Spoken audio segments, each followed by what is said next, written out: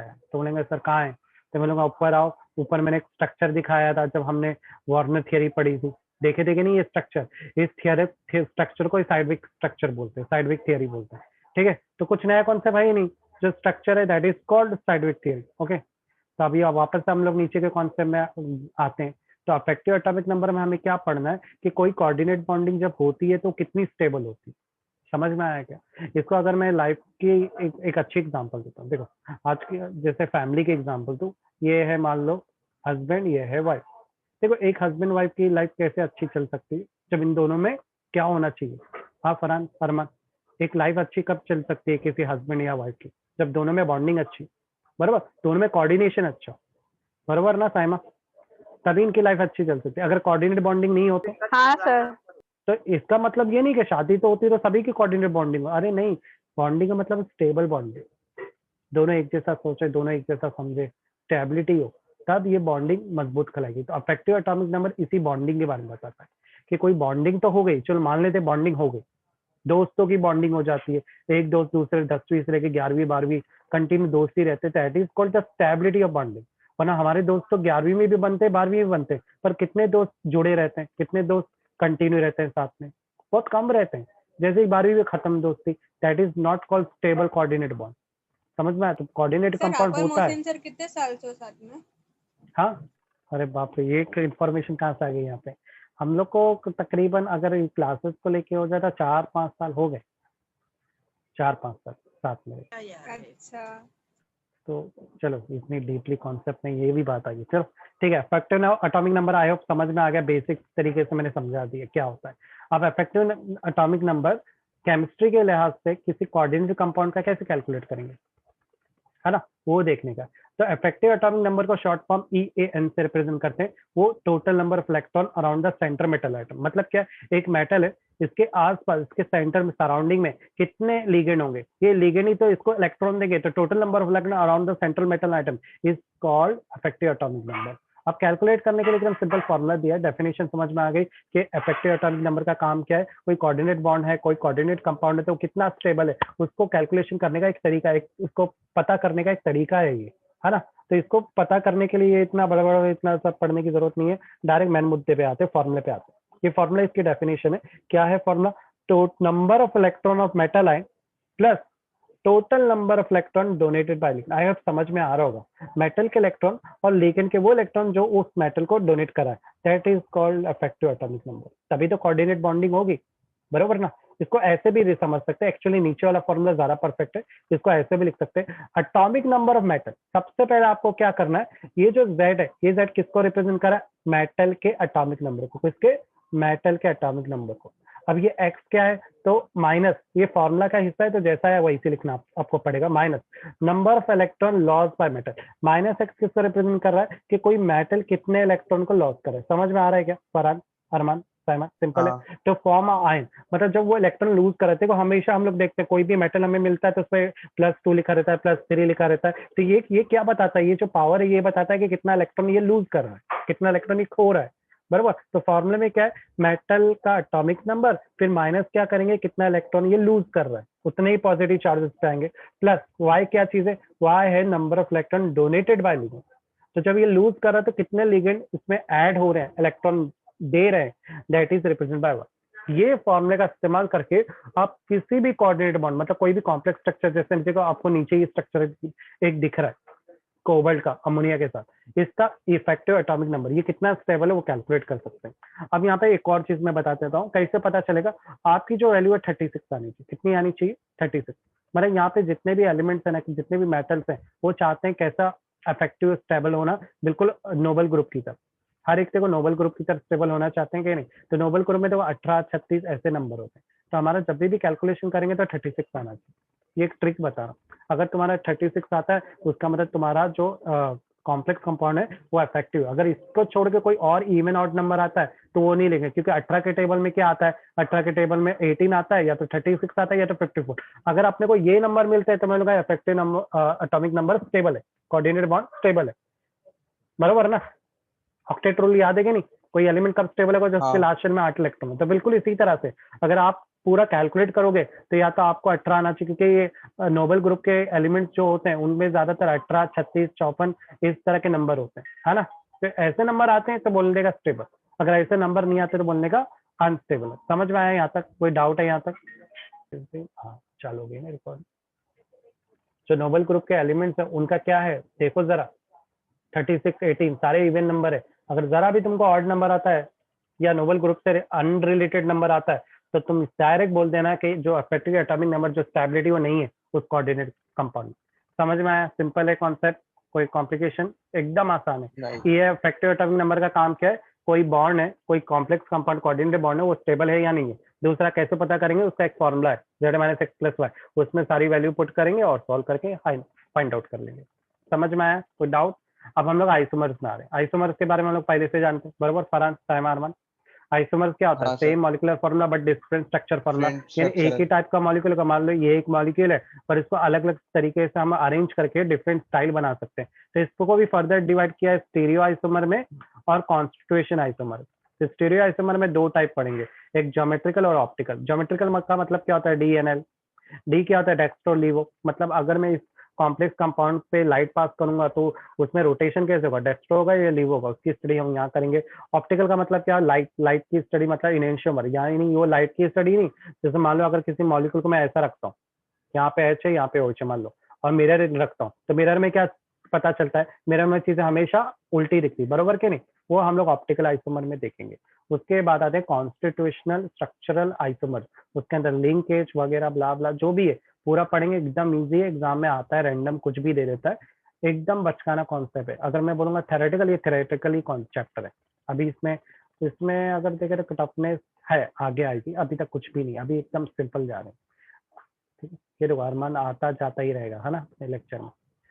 आइसोमराइजम in coordination compound, ठीक है, क्या कोऑर्डिनेशन कंपाउंड में आइसोमराइजम दिखता है? तो बोलते हैं यस, कोऑर्डिनेशन कंपाउंड में भी आइसोमराइजम, मतलब सेम मॉलिक्यूलर है पर डिफरेंट स्ट्रक्चर वो शो कर सकता है। ठीक है, अगर मैं फिजिकल प्रॉपर्टी की बात करूं तो कलर, सब्ल्यूबिलिटी, मेल्टिंग पॉइंट, अरे इनमें भी फर्क पड़ता है। बोलने का मतलब क्या मालूम है कि अगर आप किसी का स्ट्रक्चर बदलते हो ना तो सिर्फ उसकी एक फिजिकल आइडेंटिटी नहीं बदलती, उस फिजिकल आइडेंटिटी के साथ उसकी रिएक्टिविटी करने का तरीका, कलर, सल्यूबिलिटी, मेल्टिंग पॉइंट, ये सब भी बदल जाता है। मतलब मान लो एक लड़का है ना, मान लो ये अरमान है, ठीक है, अब अरमान ने बड़े बाल रखा, एक अलग स्टाइल रखा, तो उस हिसाब से उसका बिहेवियर भी चेंज होगा। आपको लग रहा है कि बिहेवियर में बदलाव नहीं आएगा? अब ये बिहेवियर वो खुद बदल रहा है, उसने अपने आप को बदला नहीं है, अभी भी वो अरमान ही है। समझ में आया? स्टाइल से हमारा सोच बदलती है। मान लो एक कार में एक अरमान कार से जा रहा है कॉलेज, तो उसकी थॉट बदलेगा, अरे मैं कार से आता हूँ, उसको फील होगा ना मैं अमीर हूँ। समझ में आया क्या? यानी आपके फिजिकल, ये सब टेम्परेरी चीज है, कार, बाल, बरोबर ना, पर इस टेम्परेरी चीज से भी आपके हर एक चीज में फर्क पड़ता है। समझ में आया कुछ? तो यहाँ पे भी बोल रहा है कि आप सिर्फ स्ट्रक्चर भी बदलते हैं ना तो भी उस चीज की प्रॉपर्टी बदलती है। इसकी सबसे अच्छी एग्जांपल अपना कार्बन है, कार्बन में ही देख लो अलग अलग फीचर में, डायमंड, ग्रेफाइट, है ना, अच्छे आइसोमर एग्जांपल बोल सकते हैं उसको। अब उस बेस पे इसको क्लासिफाइड किया गया, नेमली स्टीरियो आइसोमर और कॉन्स्टिट्यूशनल आइसोमर। स्टीरियो आइसोमर क्या होता है वो देखते हैं। तो स्टीरियो आइसोमर्स क्या होता है? सेम लिंक अमंग एटम, देखिए क्या लिखा हुआ है, ऐसा कोई कंपाउंड जिसमें सेम लिंक एटम के साथ अरेंजमेंट हो, कोई आइटम के साथ सेम लिंक अरेंजमेंट हो। अभी यहाँ पे क्या बोल रहा है, बोलने का मतलब क्या है? स्टीरियोमाइजर हैव सेम लिंक मतलब same attachment to the atom, however the arrangement of atom is different. मतलब हर एक एटम का सेम लिंक का मतलब क्या है? डाउट आ रहा है क्या? नहीं, सिंपल है, एक मेटल है, उसके आसपास क्लोरीन ही क्लोरीन अटैच, मतलब सेम टाइप के एटम हुए कि नहीं? अब सेम टाइप के एटम अगर मेटल से जुड़े तो मतलब सेम लिंक हुई, बरोबर के नहीं? अब सेम लिंक का अरेंजमेंट अलग अलग हो सकता है, मैं चाहूँ तो इसको ऐसे भी कनेक्ट कर सकता हूँ, मैं चाहूँ तो इसको ऐसे डिजाइन में भी कनेक्ट कर सकता हूँ। देखो एटम मैंने बदले नहीं, लिगेंड वही है पर डिजाइन बदल दिया, इसी को बोलते हैं स्टीरियो आइसोमर। समझ में आया साइमा? क्लियर है? अब इसको भी फर्दर दो हिस्सों में डिवाइड किया है, ठीक है फरहान? कौन से है वो दो हिस्से? एक है ज्योमेट्रिकल आइसोमर जिसको डाई स्टीरियो आइसोमर बोलते हैं, और दूसरा इनेंशियोमर जिसको ऑप्टिकल आइसोमर भी बोलते हैं। ऑप्टिकल की बात करें तो कायरल की प्रॉपर्टी की याद आ जाती है ना, पहले ज्योमेट्री के बारे में बोलते हैं, ये इतना पढ़ने की जरूरत है। ज्योमेट्री में हम लोग सिर्फ क्या देख रहे हैं? मिरर इमेज देखेंगे, और mirror image non super imposable. Non super impose का मतलब क्या है? कायरलिटी भी ये दिखाएगा। तो ज्योमेट्रिकल में दो टाइप के हम लोग देखने वाले आइसोमर, एक स्टिफ और एक ट्रांस। बोलते हैं कि ये जो ज्योमेट्रिकल आइसोमर है वो हेट्रोलैप्टिक कॉम्प्लेक्स भी दिखाएगा। अब सवाल है कि हेट्रोलैप्टिक क्या है, तो ये हम लोग आगे देखने वाले हैं। हेट्रोलैप्टिक वर्ड भी आने वाले, ठीक है। अब सिस का मतलब क्या होता है, जिसके अंदर मेटल के आसपास जो लिगेंड है वो एडजेसेंट पोजीशन पे। ट्रांस किसको बोलते हैं, जिसमें लिगेंड आइडेंटिकल पोजीशन में। समझा क्या नहीं कुछ? हाँ हाँ अरमान, सर। देखो यहाँ पे सर ये एग्जांपल लास्ट दिखा। सेट में तो था। सिस दिख रहा है क्या? सिस का मतलब क्या है, identical ligand occupy adjacent position. देखो एडजेसेंट पोजीशन में है कि नहीं, है ना। मतलब इन लोग कुछ तो लिगेंड एडजेसेंट पोजीशन दिखानी चाहिए, तो इसको सिस बोलेंगे। ट्रांस में क्या होता है, आइडेंटिकल पोजीशन। देखो सेम पोजीशन है कि नहीं, आधे टुकड़े में काट रहा हूँ तो ये हिस्सा और ये हिस्सा बराबर जा रहा है कि नहीं, that is called trans isomer. This is called cis isomer. इसमें थोड़ा अलग अलग स्टाइल से डिजाइन होता है, काफी अलग होता है ना। ओके क्लियर है अरमान? अब नीचे कुछ और भी लिखा है, cis and trans isomer have different property. cis trans isomer is observed in square planar and octahedral complex। ये तो अरमान तो आउन जवन चालू है। अब यहाँ पे क्या बोल रहा है, जो cis होते हैं ना वो ज्यादातर स्क्वायर प्लेनर प्रॉपर्टी दे। स्क्वायर प्लेनर का मतलब क्या होता है, जिसके अंदर वर्टिकल कॉलम में प्रॉपर जो रहेंगे ना, जो भी एलिमेंट्स वो फिक्स होंगे और आजू बाजू के एलिमेंट डिफरेंट होंगे। तो इस तरह का अगर आपको स्ट्रक्चर दिखाई देता है तो आप इस स्ट्रक्चर को स्क्वायर प्लेनर बोल सकते हैं। मतलब हाथ में बदलाव हो सकता है। ट्रांस का मतलब क्या होता है, ट्रांस ऑक्टाहेड्रल होता है। ऑक्टाहेड्रल जरा देखो, देखो इसको अगर मैं ऐसा जोड़ता हूँ तो देखो 4 का कॉलम बनता है। अब पीछे भी ऐसा कुछ करूँ तो कुछ ऐसा ऑक्टाहेड्रल समथिंग, या मैं बोल सकता हूँ इससे कितने 1 2 3 यहाँ पे ऐसा ऑक्टाहेड्रल नहीं, मेरे को तो टेट्राहेड्रल दिख रहा है। यानी टेट्राहेड्रल फ्रंट है तो बैक साइड भी ऐसा कुछ अटैचमेंट हो सकता है, दैट इज व्हाट ऑक्टाहेड्रल बोल रहा है। या सिंपली याद रख सकते हो कि जो सिस होगा स्क्वायर प्लेनर बनाएगा और जो ट्रांस होता है वो ज्यादातर नहीं ट्रांस ट्रांस बराबर बोल रहा हूँ, वो ज्यादातर ऑक्टाहेड्रल कॉम्प्लेक्स बनाता है। चलो पहले सिस और ट्रांस में स्क्वायर प्लेनर देखते हैं, क्या दोनों में होंगे क्या? हाँ हो सकते हैं, क्यों नहीं हो सकते। तो यहाँ पे सिस का पहला स्ट्रक्चर, सिस स्ट्रक्चर में तुमको क्या ऑब्जर्व हो रहा है, तो मैं इसके 2 टुकड़े करूँ तो एक साइड क्लोरीन आके एक साइड अमोनिया आ। ट्रांस में तुमको क्या डिफरेंस दिख रहा है, एडजेसेंट अटैचमेंट। देखो एडजेसेंट, जैसे खतरा बनाते हैं ना, बिल्कुल खतरा जैसा है कि नहीं ट्रांस आइसोमर। सिस में 2 आइडेंटिकल पोजीशन होती है, ट्रांस में खतरा होता है। समझ में आया क्या? Diagonal understood.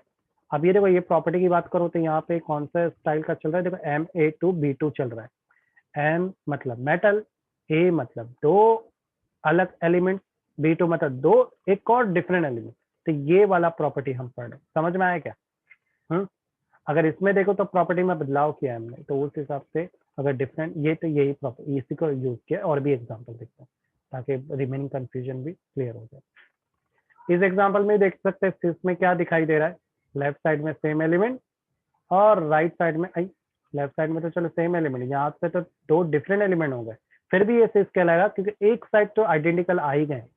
ये कौन से टाइप का टाइप है, इस हर एक में टाइप लिखा हुआ है, देखो यहाँ लिखा है Ma2BC। ये Ma2BC मतलब M मेटल, A मतलब 2 सेम एलिमेंट और BC मतलब एक वाटर एक अमोनिया, 2 और डिफरेंट एलिमेंट। अब डायगोनल प्रॉपर्टी से हम क्लोरीन से ही बना सकते हैं, तो क्लोरीन को ऐसे खतरे के जरिए बना दो और वाटर अमोनिया को भी खतरे के स्टाइल में बना दो।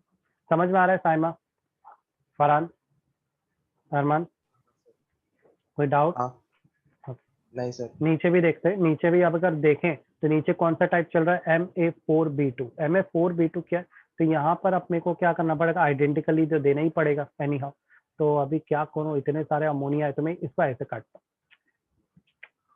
बरोबर 2 क्लोरीन दे के और पूरा अमोनिया एक साइड आ गया, है ना। तो ये देखो Ma4B2 बना के नहीं, अमोनिया को मान लो A4 है और क्लोरीन मान लो B2, करेक्ट ना।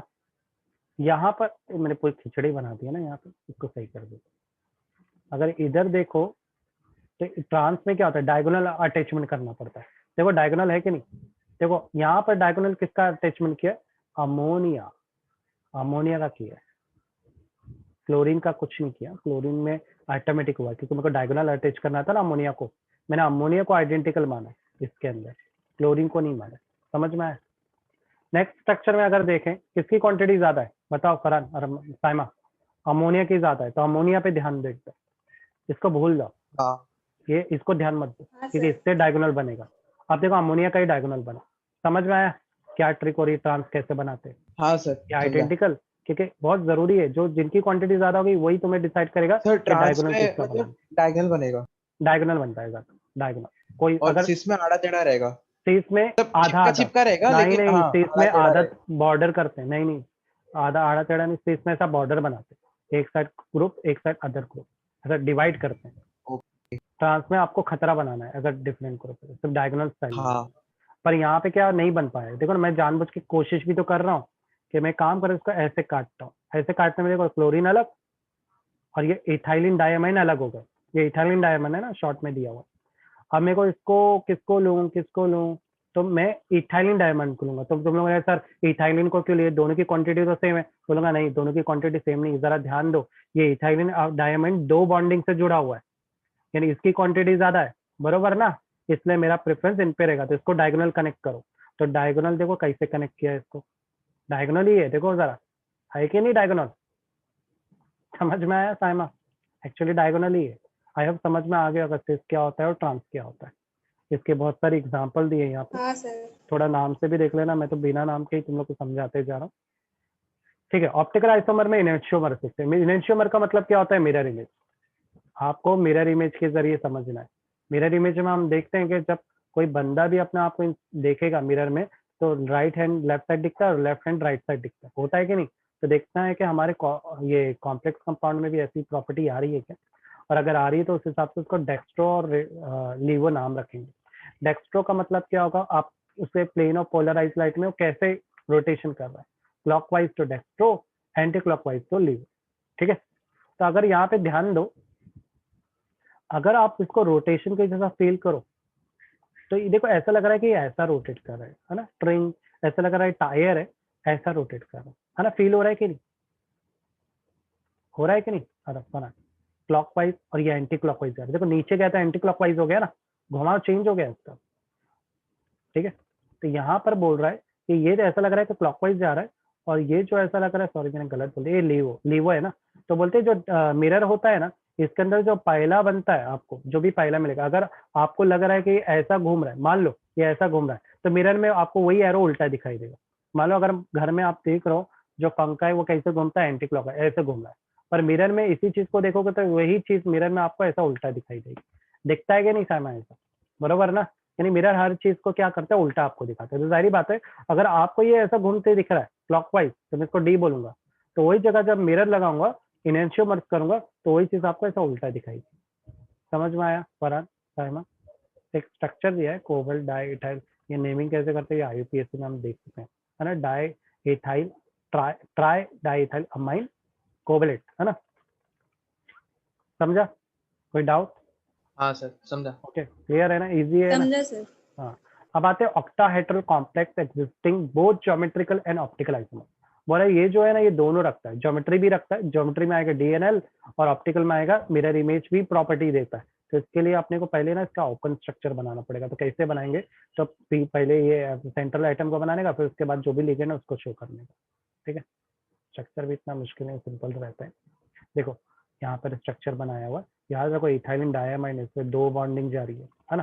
तो अगर मैं ज्योमेट्रिकल स्ट्रक्चर देखूं, तो ये मैं बना रहा हूँ डेक्स्ट्रो और लीवो। ओके, तो यहाँ पर जब मिरर इमेज मैंने लगाया, मान लो मुझे ये ऐसे रोटेट दिखाई दे रहा है, पर जैसे ही मैंने मिरर इमेज लगाया तो मुझे ऐसे दिखाई दे रहा है। देखो हमें हर एक राइट की चीज हमें कहाँ दिखाई दे रही है, जब मिरर में आते लेफ्ट साइड दिखाई देती है। देखो ये मेरे को लेफ्ट साइड दिख रही है, तो मिरर में यही चीज मेरे को कहाँ दिखाई देगी, राइट साइड में। समझ में आ रहा है फरहान क्या करना है, मिरर इमेज के हिसाब से हाँ उल्टा सर कर समझा। देना। ओके, इजी है एकदम। अब यहाँ पर देखो उसने क्या किया, इसका ट्रांस आइसोमर भी बनाया, बोला ये चलो ये दोनों सीसी है, आप सिर्फ रोटेशन दिखा रहे हो लाइट से, पर इसका अगर ट्रांस बनाना है तो ट्रांस में क्या होता है, बहुत ईजी है, हमें पता है इसका लीग वो डायगोनल बनाना रहता है। अब ये डायगोनल कंडीशन में नहीं, क्लोरीन को अप डाउन ले लो, और देखो ये खतरे का निशान बन रहा है कि अरे बन रहा है, हो गया ये ट्रांस, हाँ ट्रांस हो गया। है ना, समझ में आया? तो स्क्वायर प्लेनर कॉम्प्लेक्स, देखो नीचे लिखा square planar complex do not show enantiomer since they have mirror plane of axis geometry. बोल रहा है कि जितने भी स्क्वायर प्लेनर होते हैं ना, मान लो ये पहले से डिजाइन बना हुआ है, मान लो अगर इसका मैं मिरर इमेज कोशिश करूंगा तो इसका मिरर इमेज नहीं बनेगा, ठीक है, राइट और लेफ्ट साइड दोनों साइड सेम एलिमेंट। कभी भी जो मिरर इमेज है वो लेफ्ट राइट पे डिपेंड होता है, वर्टिकल पे डिपेंड नहीं होता, तो इसका और मिरर इमेज नहीं बन सकता। समझ में आया क्या बता रहा हूँ? तो ऐसे स्ट्रक्चर को स्क्वायर हाँ प्लेनर बोल सकते हो तुम लोग, अंडरस्टूड। और बोल रहा है कि कुछ स्ट्रक्चर ड्रॉ करो, ट्राई दिस में काफी होमवर्क दे रहा है, जरा गो थ्रू कर लेना इसको। चलो हमारा एक टाइप का आइसोमर हो गया, अब हम लोग आ रहे हैं स्ट्रक्चरल आइसोमर में। स्ट्रक्चर आइसोमर को कॉन्स्टिट्यूशनल आइसोमर बोलते हैं। किस तरह से ये बनाया गया, स्ट्रक्चर क्या होता है, किसी चीज को किस तरह से आपने बनाया, मतलब आपने किसी मेटल पे किस तरह से लिंकेज दिया है, किस तरह से अलग अलग स्टाइल से आप लिंकेज दे रहे हैं, बरोबर ना, कैसे आइटम को जोड़ रहे हैं। ठीक है, केमिकल फॉर्मूले में तो बदलाव नहीं आएगा पर उसके स्ट्रक्चर में बदलाव आएगा। अब बोल रहा है कि आप, चलो ये चीज तो हम लोग पहले से जानते हैं, स्ट्रक्चर आइसोमर क्या होता है, सेम मॉलिक्यूल होता है पर उसका डिफरेंट स्टाइल होता है अटैच करने का, बरोबर। इसको फर्दर क्लासिफाइड किया गया आयनाइजेशन, कोऑर्डिनेशन, सॉल्वेट आइसोमर में। ये भी बहुत इजी है। लिंकेज आइसोमर क्या होता है, लिंकेज आइसोमर नाम से ही पता चल रहा है, ऐसा कोई आइसोमर जिसमें लिगेंड अटैच हो। पर ये याद रखो, लिंकेज दो या दो से डिफरेंट एटम लिंकेज भी हो सकती है। यानी बोलने का मतलब क्या है, जरा यहाँ ध्यान दो, एक मेटल है और उस पर जुड़ने वाला सिर्फ अमोनिया अकेला नहीं, नाइट्रो कंपाउंड भी है, तो यहाँ पर दो डिफरेंट ग्रुप्स ऑफ लिगेंड है जो इस मेटल आइटम से जुड़े हुए हैं, तो मैं बोलूंगा ये टाइप का जो आइसोमर है उसको लिंकेज आइसोमर बोलेंगे। समझ में आ रहा है? एक और एग्जांपल देंगे, कोबाल्ट, अमोनिया और नाइट्रो ग्रुप, अरे सेम चीज दी है यहाँ पर, सिर्फ यहाँ पे बाइडेंटेड लिगेंड बताया, बरोबर। तो यहाँ पर ये भी जुड़ा है, ये भी जुड़ा है, तो मैं बोलूंगा ये भी लिंकेज आइसोमर की एग्जांपल है। ऊपर भी मैं तुम लोग को दिखा देता हूँ। अभी हम लोग ये जो ऊपर ही एग्जांपल देख रहे थे, इसको मैं लिंकेज आइसोमर बोल सकता हूँ कि नहीं फरहान? ठीक है, देखो यहाँ पे दो डिफरेंट एलिमेंट जुड़े हुए हैं, एक इथाइलिन डायमंड, एक क्लोरीन, बरोबर के नहीं? तो ये सब किसकी हाँ एग्जांपल है, लिंकेज आइसोमर की। सिंपल है, कोई डाउट कंफ्यूजन? ज्यादा नहीं पढ़ना वरना डाउट आ सकता है, क्योंकि नीचे ना बाइडेंटेड की प्रॉपर्टी को बता रहा है कि आप ऐसा भी जोड़ सकते हो, ऐसा भी जोड़ सकते हो, वो हम जानते हैं। आयनाइजेशन आइसोमर का मतलब क्या होता है, ऐसा कोई आइसोमराइज्म जिसमें लिगेंड एक्सचेंज करे, किसको एक्सचेंज करें, ligand between coordination and ionization. मतलब क्या है, कुछ समझ में नहीं आ रहा है तो अभी एकदम सिंपल समझाता हूँ। इधर पे आपको कोबाल्ट दिख रहा है, दोनों एग्जांपल सेम है, ठीक है। आपको पता है जो सल्फेट होता है वो नेगेटिव होता है, ब्रोमीन भी नेगेटिव होता है, इस पर कोई चार्ज नहीं आता, इन पे चार्ज आता है, बरोबर ना, आयोनाइजेशन स्पीसीज। चलो ये तो मिल गए, आयन मिल गए, कि एक्सचेंज कौन हो रहा है, वो लिगेंड जो कोऑर्डिनेट में हो, किसके, मेटल के, लेकिन आयन रखते हो। तो ये जो दो सेम आयन्स वाले हैं ना, ये लोग एक्सचेंज करेंगे। ब्रोमीन बोलेगा एक काम कर, मैं तेरी जगह था, सल्फेट तो एक काम कर बाहर जा, यानी यहाँ पे एक्सचेंज हो रहा है। अब ये सल्फेट बाहर आ गया और ये ब्रोमीन अंदर चला गया, तो समझ में आ रहा है? यानी क्या हो रहा है, सेम टाइप के चार्ज अपनी सिर्फ जगह चेंज करें, तो इस तरह के एक्सचेंज को क्या बोलते हैं, आयोनाइजेशन आइसोमर। समझ में आया? सिंपल है, इजी है। एक और एग्जांपल देखते हैं, नीचे रिएक्शंस में देखते हैं। यहाँ पर आप देख सकते हो कि इस रिएक्शन के अंदर कोबाल्ट, अमोनिया और सल्फेट और ब्रोमीन आउटसाइड है, बरोबर। अब क्या होगा, ब्रोमीन वाले मैं अंदर जाता हूँ, सल्फेट बाहर आ, ये देखो बन गया कटायन अनायन जो भी है ना, इसको कॉम्प्लेक्स आयन बोलते हैं, इसको क्या बोलते हैं, काउंटर आयन बोलते हैं, बरोबर ना। इसमें भी देखो सेम चीज हो रही है, ब्रोमीन सल्फेट जगह से बदल दो। इजी है, इजी बिजी। फरहान, साइमा, हाँ सर। अरमान है कि नहीं? हाँ सर। है अरमान है। इजी है ना, कोई टफनेस नहीं है। अब कोऑर्डिनेट आइसोमर का मतलब क्या था, कोऑर्डिनेट को नाम से ही पता है, कोऑर्डिनेट के बारे में कोऑर्डिनेशन नंबर याद है, कोऑर्डिनेशन आइसोमर कोऑर्डिनेशन नंबर से बना। मतलब बोलने का मतलब क्या है कि मान लो ये कोबाल्ट, इस कोबाल्ट के आसपास कितने अमोनिया अटैच है, तो यहाँ लिखा हुआ है 6, यानी इसके आसपास कितने अटैच है, टोटल 6, बरोबर ना। तो कोऑर्डिनेशन नंबर क्या होता है, आसपास कितने अटैच है, कितना बोला तुमने, 6, तो वही उसका कोऑर्डिनेशन नंबर होता है। 6। चलो यहाँ पर एक और प्रॉपर्टी देख रहे हैं, ये तो पता है कोऑर्डिनेशन क्या होता है, आइसोमर क्या होता है। तो यहाँ पे लिखा है interchange of ligand between cationic and anionic pair of different metal ion. अब जरा यहाँ पे मजा देखो क्या हो रहा है, यहाँ पे कटायनिक और आयनानिक पेयर है ना, जो ये अपनी जगह बदल रहे हैं। मतलब ये क्या कर रहे हैं, यहाँ पे मेटल अपनी जगह नहीं छोड़ेंगे, ये याद रखना, मेटल अपनी जगह पे रहेंगे। ये आपको दिख रहा है कटायनिक और आयनानिक पेयर, ये अमोनिया, अमोनिया बोलेगा मैं इधर जाता हूँ, मैं बहुत पॉजिटिव हूँ, और साइनाइड बोलेगा ठीक है मैं इधर आता हूँ। कटायन बोले तो पॉजिटिव, अनायन बोले तो नेगेटिव, बराबर ना। तो साइनाइड नेगेटिव होता है, हमें पता है। सिर्फ इन लोग क्या करें, लिगेंड अपनी जगह इंटरचेंज कर रहे हैं, मेटल अपनी जगह पे, यानी यहाँ पे कॉम्प्लेक्स कंपाउंड ही अपने आप को बदल रहे हैं, अपने लिगेंड को बदल रहे हैं, बरोबर ना। तो इसको क्या बोलते हैं, कोऑर्डिनेशन आइसोमर बोलते हैं। भाई अब समझ में आया होगा पहली वाली एग्जांपल और इसमें फर्क क्या है। पहली वाली एग्जांपल में सिर्फ एक लिगेंड आ रहा था, है ना, सिर्फ जगह बदल देता है। यहाँ पे जो दो डिफरेंट कॉम्प्लेक्स हैं हाँ उनके लिगेंड आपस में एडजस्ट हो रहे हैं, ये उस मेटल के पास जा रहा है, ये इसके पास जा रहा है। तो ऐसे टाइप के आइसोमर को कोऑर्डिनेशन आइसोमर को, ये तभी मुमकिन है जब दोनों कोऑर्डिनेट करें, बरोबर है कि नहीं। अब आते हैं next D, solvate isomer. Solvate को नाम से ही पता चल रहा है सॉल्वेंट नहीं है। सॉल्वेंट तो मेरे को याद आ जाता है पानी, क्योंकि हमने पढ़ा है कि सबसे सेफेस्ट सॉल्वेंट वाटर ही होता है ना। तो सॉल्वेंट पानी आया तो हाइड्रेट वर्ड तो आएगा ही, hydro isomer when water is a solvent. अरे ये तो वही लिखा है जो मैंने बोला, this are the similar ionisation. ये बिल्कुल आयोनाइजेशन स्क्वायर की तरह ही है। तो मैंने कहा अरे आयोनाइजेशन स्क्वायर क्या था, ये तो मेरे को याद ही नहीं। तो एकदम सिंपल, आयोनाइजेशन स्क्वायर में क्या पढ़ा था कि इस तरह एलिमेंट होते हैं और ये लोग ऐसा एक्सचेंज करते हैं, क्लोरीन अंदर पानी बाहर। लेकिन यहाँ पे कंडीशन, एक वाटर और एक क्लोरीन ही अपनी जगह एक्सचेंज करेंगे। समझ में आ रहा है फर्क। यहाँ पर 6 पानी के मॉलिक्यूल है, पर 6 में से सिर्फ एक मॉलिक्यूल ही पानी बाहर जाएगा। बिल्कुल इसी तरह से यहाँ पर 3 क्लोरीन है, पर इस 3 क्लोरीन में से एक ही क्लोरीन अंदर जाएगा। अगर इस तरह का एक्सचेंज आपको दिखता है तो इसको क्या बोलेंगे, सॉल्वेट आइसोमर। समझ में आ रहा है, एग्जाम्पल समझ में आ रही है, कोई डाउट आ रहा है साइमा, फरहान, अरमान समझा जी, सर। नहीं सर कोई समझा। कंफ्यूजन हाँ नहीं है। याद रखो एक ही, तभी तुम बोलना सॉलिड है, ना आयोनाइजेशन और सॉलिड में कोई फर्क ही नहीं रहेगा फिर, अगर हमने पूरा के पूरा कर दिया। तो यहाँ पे हमारा आइसोमराइज्म खत्म हो गया, बहुत इजी था आइसोमराइज्म। अब आते हैं stability of coordination compound. Stability तो अभी भी पढ़ा था, EN रूल क्यों पढ़ा था, इसीलिए तो पढ़ा था कि हम कैसे पता करें कि कोई कंपाउंड स्टेबल है कि नहीं। यहाँ पर हम स्टेबिलिटी को और अच्छे से समझेंगे। स्टेबिलिटी हम लोग ऑलरेडी जानते हैं, अभी मैंने जब स्टार्ट किया था चैप्टर तो मैंने लेविस एसिड और लेविस बेस बताया था। मैंने क्या बोला था, एक कोऑर्डिनेट कंपाउंड कब बनता है, जब एक एटम या एक ग्रुप ऑफ एलिमेंट या एक group of molecule compound electron donate करे और दूसरा उस इलेक्ट्रॉन को एक्सेप्ट करे। याद है अमोनिया हाइड्रोजन का एग्जाम्पल, तो कोऑर्डिनेटेड बॉन्ड बनता है। बोलते कि ये जरूरी है, जो इलेक्ट्रॉन देता है वो लेविस बेस कहलाता है और जो इलेक्ट्रॉन एक्सेप्ट करता है वो क्या है रहता है, लेविस एसिड होता है। तो मैं बोल सकता हूँ कि दो कंपाउंड, दो एटम या मॉलिक्यूल कब जुड़ सकते हैं, जब उनमें लेविस एसिड और लेविस बेस का इंटरेक्शन। कहने देखो वही वर्ड को घुमा फिरा के बोल रहे हैं हम लोग, है ना। तो बोलते हैं कि कोई भी कंपाउंड स्टेबल होना चाहिए, बस ऐसे किसी को थोप दोगे तो वो चिपकेगा क्या। मान लो मेरे पास एक कागज है, उसको मैं कांच पे से ठोप कर रहा हूँ, तो क्या कांच पे वो चिपक जाएगा क्या, नहीं।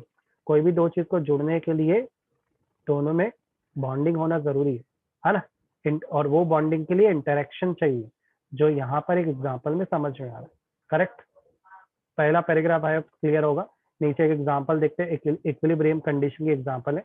यहाँ पर एक मेटल है, मेटल हमेशा पॉजिटिव होता है, पर जो लिगेंड होता है वो नेगेटिव होता है। ज्यादा नेगेटिविटी होने की वजह से ये लिगेंड अपने इलेक्ट्रॉन मेटल को देता है, और इस तरह के लेन देन की वजह से एक बॉन्ड बनाते हैं। इस बॉन्ड को ही हम कोऑर्डिनेट बॉन्ड बोलते हैं।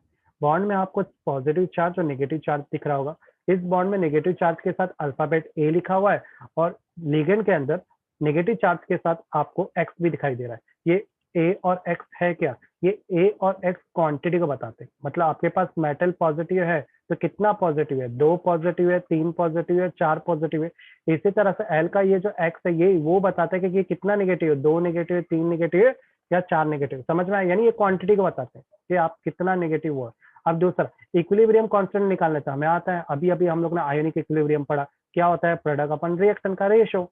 तो प्रोडक्ट क्या, ML जैसा लिखा है वैसी कॉपी पेस्ट कर दो, ठीक है। फर्क क्या रहेगा, जब भी कोई चीज कोएफिशिएंट में तुमको दिखाई देगी ना, उसको हमेशा पावर में लिखने का। कहाँ पे लिखने का, पावर में लिखने का, पता है ना फर्क। तो ये जो लिखने का तरीका that is called equilibrium constant, यानी हमने इसी चीज के स्टडी इक्विलिब्रियम के बेस पर भी देख ली। कोई डाउट आया यहाँ पर। अब यहाँ पर कुछ लिखा है, कोई कॉम्प्लेक्स साइन की स्टेबिलिटी के पर निर्भर करती है। तो बोलेगा अरे सर हाँ सर। कैसे, तो बोला इतना मत सोचो, मैं अभी ट्रिक बताने वाला हूँ। मतलब अगर के की वैल्यू ज्यादा तो आपका मॉलिक्यूल उतना ज्यादा स्टेबल, थर्मोडायनेमिकली मतलब एनर्जी लेवल पे स्टेबल रहेगा इसका, बरोबर। अच्छा अपने पास लेस देन 1 मिनट है, तो अपन वापस से ज्वाइन करते हैं, है ना। 5 मिनट के बाद मतलब कितना, और 9:38 हो रहा है ना, तो अपन 44 तक ज्वाइन करते हैं वापस। कितना हो जाएगा, 7 नहीं नहीं 7 सॉरी 6:40 ना, 7:40 को ज्वाइन करते हैं। 7 हो रहा है ना, 7 बज रहे हैं ना, 7:40 को ज्वाइन करते हैं, सर 7 ठीक नहीं है। बज रहे, 7:40 हो रहा है, 7:38 हो रहा है। हाँ तो हाँ 7:42 को ज्वाइन करते हैं, ठीक है। ठीक है सर। नीचे एक एग्जांपल देख लो, किसका नंबर ज्यादा है, इसका, तो ये ज्यादा स्टेबल है, इसका हाँ नंबर कम, वो कम स्टेबल। इजी है कि नहीं? हो गया खत्म। हाँ सर चलो तो ठीक है, 5 मिनट का ब्रेक, 42 और 7:42 को मिलते हैं। ओके ठीक है। चलो।